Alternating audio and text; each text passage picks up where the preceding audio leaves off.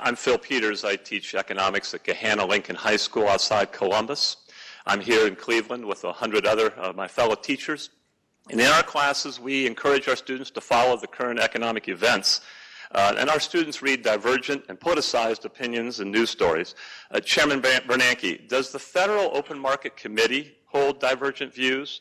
And what would you recommend to students on how to reconcile the differences leading to their own informed opinions? Thank you. That's a good question. So first of all, as I'm sure you know, but just to provide some context, the Federal Open Market Committee is the group of people who sit around this very table here in the boardroom 8 times a year to decide what we should do about monetary policy. And it consists of 7 governors here in Washington, plus the 12 Reserve Bank presidents from around the country, 5 of whom get to vote at any given meeting. So that's, as I said, that's called the Federal Open Market Committee. It was established in the 1930s, and it's a committee that, again, makes monetary policy. Now, there is plenty of disagreement on the Federal Open Market Committee. People have different views. That's always the case. It may even be more the case today because we have such a complex situation. We've had an economy, again, which is not recovered from a deep recession. We have had a lot of unusual and aggressive actions on the policy front, some of which people have different views about. So there certainly is different views, there's disagreement.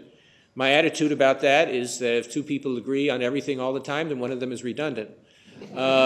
So it's good to have different views. That's why you want to have a committee. One of my ex-colleagues at Princeton wrote some very nice papers showing that committees for certain kinds of complex decisions can actually do a better job than a single person. And we can all talk to each other and try and make sure we're all comfortable with what our strategy is going to be. So there is disagreement, but ultimately the committee finds a consensus, and we work together to figure out what the right thing is for the country. And again, we try to do that in a way that's independent of any political considerations.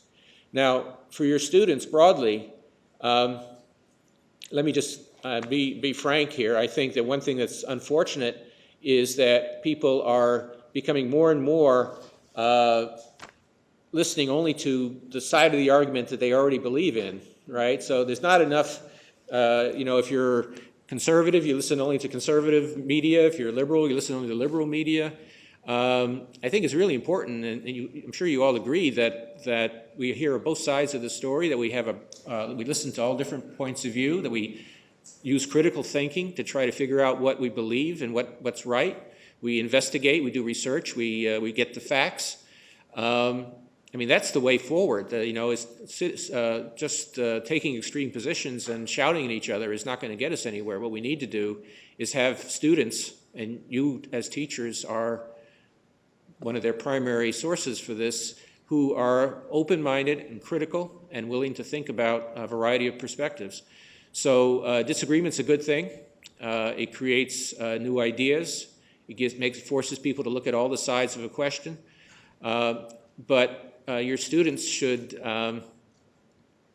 not be overly influenced by a single media or other source. They should learn to think for themselves, and that's one of the most challenging things.